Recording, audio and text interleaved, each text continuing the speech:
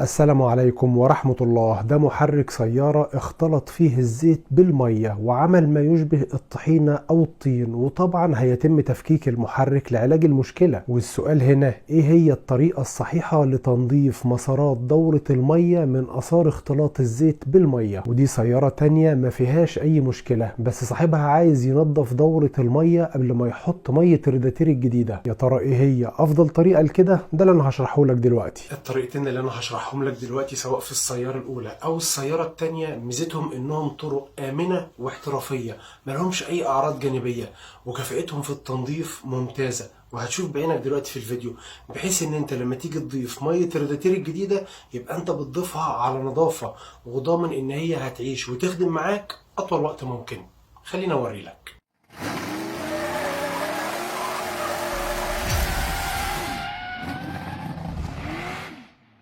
نبدأ أولا بالأسهل، وهي السيارة اللي عايزة تنظف دورة المية قبل ما تحط مية ريداتير جديدة. وطبعا لازم تكون السيارة باردة قبل أي شغل، وتنزل لأخفض مكان علشان تفتح طبة الريداتير علشان تنزل المية القديمة كلها منه، وتستنى لحد ما تصفي خالص، وبعد كده تركب الطبة وتقفل الريداتير، وتروح على القربة وتستخدم مية مقطرة علشان تملى دورة المية بيها. وبعدها تجيب العلبة دي واسمها ريزويل RZ10R، وده منتج بيستخدم لتنظيف دورة التبريد من أولها لآخرها. لما قربها لك هتلاقي مكتوب عليها راديتر فلاش، حجم العبوة 250 ملي وصناعتها ألماني، والعبوة دي بتكفي دورة المية بتاعة أي سيارة ركوب شخصية. بتضيفها على مية الريداتير وهي بتمتزج بسرعة مع دورة المية، والطرمبة بتحركها مع المية حوالين غرف الاحتراق علشان تشيل أي تكلسات موجودة حوالين الشمايز من بره علشان تحسن تبريدها. ولما بتوصل للريداتير بتفتت اي سدد موجود في الشرايح بتاعته علشان سرعة التبادل الحراري وتبريد المية. بترج العبوة كويس قبل الاستخدام وتفتحها وتفضي محتوياتها كلها على المية، وبعديها تقفل القربة وتشغل السيارة، وتثبت الRPM على سرعة 2 إلى 2.5 لمدة ربع ساعة، وبعد ربع ساعة تطفي السيارة وتستنى لما تبرد، لان ما ينفعش تفضي المية وهي سخنة، وترجع تفتح طبة الريداتير. وهنا هتلاحظ ان المية المقطرة النظيفة اللي لسه حاطينها من ربع ساعة نازلة لونها غامق بعد ما نظفت الدورة كلها وشالت اي سدد واتساخات جواها، وده وضع مقرب لشكل المية اللي نزلت من الدورة. خلي بالك البلوك بتاع المحرك لسه فيه ما لا يقل عن 1.5 لتر مية، ولازم ننزلهم. ناس كتير ما بتاخدش بالها من الموضوع ده، وانها بعد ما تفضي مية الريداتير بيكون لسه مية موجودة جوه البلوكة. وعلى حسب نوع وتصميم دورة المية في سيارتك بتكون غالبا محتاج تفك ترموستات الكوعة علشان تفضي المية اللي في بلوكة المحرك. الاول بتفك الخراطيم المتصلة بالكوعة سواء كانوا خرطوم او 2، وبعدها بتفك مسامير تثبيت الكوعة في السيارة وتطلعها بره السيارة، وبتقفل غطا الريداتير كويس، ونرجع لمكان الترموستات. وهتستخدم بلور اي نوع او حجم مش هتفرق، المهم يركب محكم في الفتحة. وشوف حجم المية اللي هيطلع من البلوكة لما نشغل البلور.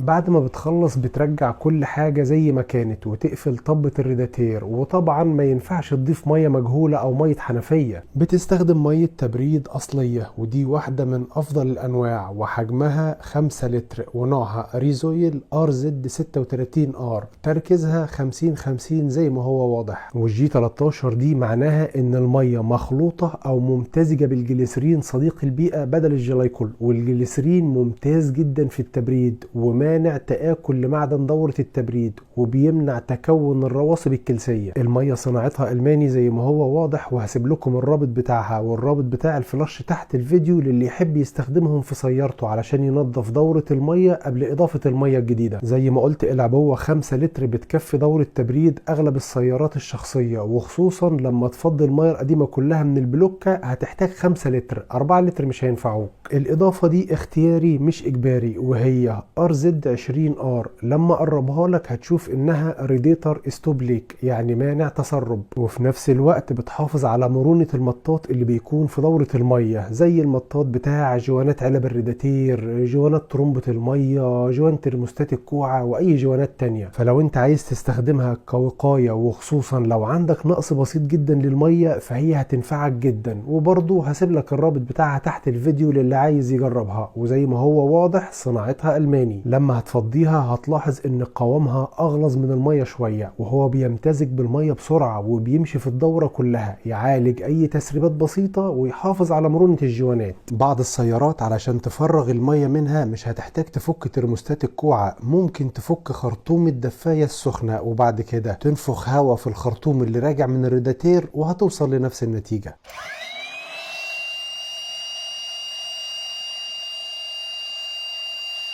نروح لموضوعنا الأصعب، وهو تنظيف دورة مية ممتزجة بالزيت. وهنا أنا هتجاوز مراحل صيانة المحرك، لأن أنا هبقى أشرحها بعد كده، وهركز على طريقة تنظيف دورة المية. بعد ما تفكك المحرك بتفك أخفض مكان في دورة المية في بلوكة المحرك، وهو مدخل ترمبة المية. وبعدها هتجيب قطعة فلين صغيرة تسد بيها مخرج الزيت من البلوكة لوش السلندر، وتجيب 4 قطع أسفنج مقصوصين بشكل دائري وتسد بيهم فوق وش البساتم ال4 علشان تمنع نزول اي حاجة عليهم. وباستخدام سكينة معجون حادة بتشيل بواقي جوان وش السلندر اللي لازق على المعدن، وبتجيب صنفرة 400 وقطعة زجاج، وبتلف الصنفرة على الزجاج وبتبدأ تمسح البلوكة من بواقي اثار الجوان اللي كان لازق عليها. واعمل حسابك ان هي عملية بتاخد شوية وقت. بعدها بتجيب فرشة بلاستيك طويلة ورفيعة، ده شكلها، وتبدأ تنظف كل مسارات المية اللي بتكون حوالين ال4 شمايز، واللي بتكون مهمتهم تبريد المحرك من الداخل او تبريد غرف الاحتراق. وتهتم بالتنظيف كويس لازالة اثار امتزاج الزيت بالمية داخل المحرك. بعد ما تخلص بتجيب لزق تلزقه بشكل طولي فوق ال4 بساتم، بحيث تقفل على البساتم تماما وتقص اي زيادة طالعة منه. وبتجيب قمع صغير زي ده